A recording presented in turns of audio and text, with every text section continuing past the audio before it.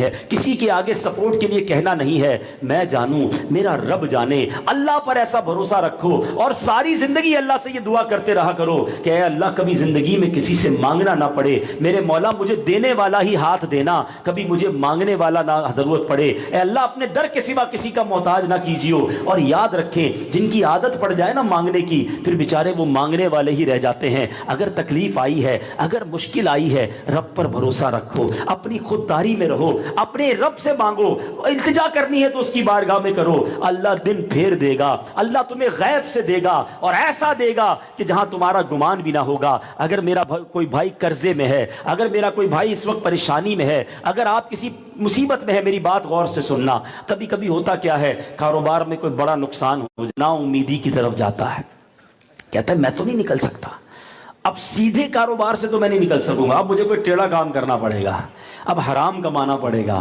اب کوئی short cut نکالنا پڑے گا تاکہ یہ قرضہ بھی اتر جائے۔ دکان کرائے کی ہے، اگر اس طرح کام کرتا رہا تو ساری زندگی کرائے کی دکان میں رہ جاؤں گا۔ نہیں جناب، شرافت سے پیسے نہیں بنتے، 2 نمبر کا کام کروں گا تو اپنی دکان بنے گی۔ چھوٹا سا گھر ہے، ڈیفینس میں بنگلہ گھر کیسے بنا لیا، فلاں نے بھی بنا لیا، مجھے بھی کچھ کرنا پڑے گا۔ اس چکر میں اللہ پر بھروسہ اٹھ جاتا ہے اور بندہ حرام کی طرف آ جاتا ہے۔ اے میرے میٹھے اسلامی بھائیوں، ایک جملہ سیکھ کر جانا ہے، غور سے سن لو۔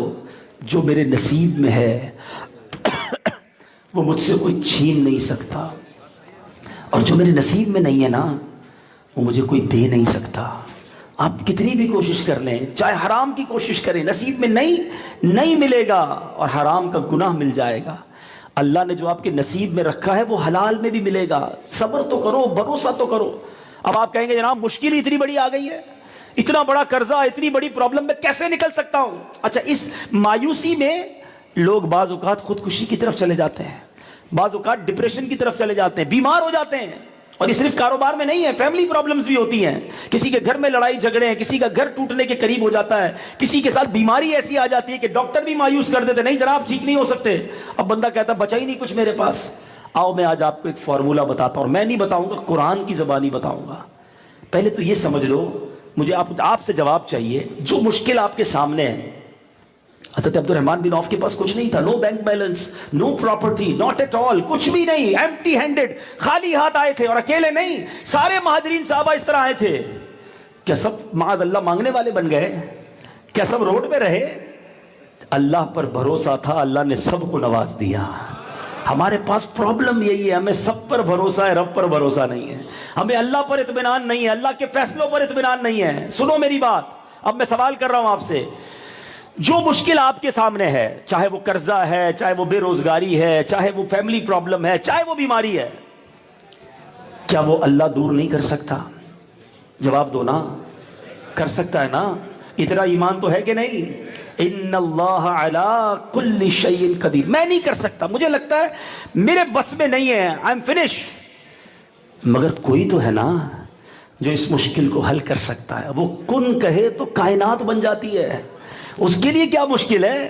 اب میں آپ کو دنیاوی اگزامپل کے ذریعے سمجھاتا ہوں، پھر قرآن کی آیت سناؤں گا، پھر یہ وسوسہ کلیئر ہو جائے گا۔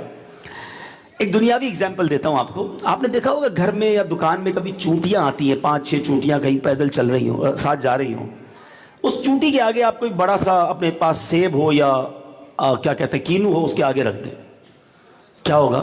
چونٹی رک جائے گی، کیونکہ اس چونٹی کے لیے تو بہت بڑا پہاڑ ہے نا، سیب، وہ رک جائے گی، وہ دائیں بائیں جائے گی، آگے نہیں جا سکے گی، اس کا راستہ رک گیا۔ چونٹی کے لیے کیا ہے؟ وہ سیب۔ آپ نے وہ سیب اٹھایا، واپس جیب میں رکھ لیا، چونٹی کا راستہ کلیئر۔ تھوڑی دیر پہلے کیا تھا؟ اس کے لیے پہاڑ تھا، اب کیا ہے؟ کچھ بھی نہیں، راستہ کھل گیا۔ اب سنو، تمہاری بیماری، قرضہ، گھر کی لڑائی جھگڑے، دشمن کا خوف، واٹ ایور پرابلم جو ہے آپ کے سامنے، ذرا اس کو تصور میں لاؤ۔ آپ کے لیے کیا ہے؟ بہت بڑا پہاڑ۔ میرے رب کے لیے کیا ہے؟ رب کے لیے کچھ نہیں ہے۔ مجھے لگتا ہے پہاڑ ہے، وہ جب چاہے جیسے چاہے وہ کن فرمائے دنیا بن جاتی ہے۔ تو یہ مشکل کیا ہے اس کے لیے؟ اور اب رب نے وعدہ کیا کیا ہے قرآن میں؟ سنو، اللہ قرآن میں فرماتا ہے وَمَن يَتَّقِ اللَّهَ يَجْعَلْ لَهُ مَخْرَجًا، جو اللہ سے ڈرے اللہ اس کے لیے راستہ نکالے گا۔ وَيَرْزُقْهُ مِنْ حَيْثُ لَا يَحْتَسِبُ، اللہ ادھر سے روزی دے گا جدھر سے اس کا گمان بھی نہیں ہوگا، امیجنیشن بھی نہیں ہوگی، آپ سوچ بھی نہیں سکیں گے۔ اور یہ بزرگ بیٹھے نا، کبھی ان کے پاس چائے پینا، میری بات ان سے پوچھ لینا، یہ بھی سر ہلائیں گے جو میں کہنے جا رہا ہوں۔ ان کی زندگی میں، سب کی زندگی میں آلموسٹ 40-50 سال سے بڑا جو بیٹھا ہے میری بات کو ایڈمٹ کرے گا کہ زندگی میں ایک موقع آیا ہوگا جب آپ کو لگا ہوگا میں پھنس گیا، اب میں نہیں نکل سکتا، یہ بڑی مشکل آ گئی ہے، اور آپ کو لگ رہا ہوگا کہ یہ ختم، اب یہ نہ کاروبار سیدھا ہوگا نہ یہ پرابلم سے میں نکلوں گا، اور تھوڑے عرصے بعد آپ ایسے نکل گئے ہوں گے کہ آپ کو لگا ہوگا یہ ہوا کیا، یہ کیسے ٹھیک ہو گیا سب، یہ کہاں سے مدد آئی؟ یہ اللہ نے وعدہ کیا ہے، وَيَرْزُقْهُ مِنْ حَيْثُ لَا يَحْتَسِبُ، اللہ ادھر سے روزی دے گا جدھر سے تمہارا گمان بھی نہیں ہوگا۔ اور آگے رب نے فرمایا وَمَن يَتَوَكَّلْ عَلَى اللَّهِ فَهُوَ حَسْبُهُ، جو اللہ پر بھروسہ کرے اللہ اس کے لیے کافی ہے۔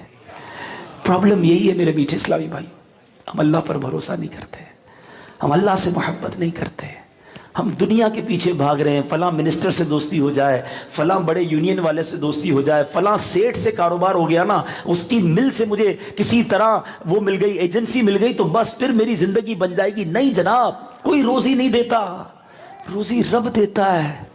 اگر اللہ پر مجھے بھروسہ ہے نا، ایک دروازہ بند ہوگا میرا رب 100 دروازے کھول دے گا، میں ایک ہی دروازے پر لا لگائے بیٹھا ہوں، اچھا اس نے ایجنسی ختم کر دی، میں بیمار ہو گیا کہ اب تو وہ کاروبار نہیں دے گا، میں تو تباہ ہو گیا، یہ آئٹم میری دکان پہ نہیں ہوگی تو میری مارکیٹ میں کیا ویلیو رہے گی؟ ارے نہیں، کوئی پرابلم، ایک دکان بند ہوئی، ایک ایجنسی بند ہوئی، ایک آئٹم بند ہوئی، اگر دوستی رب سے لگی ہوئی ہے اللہ تمہیں 100 دروازوں سے روزی دے گا۔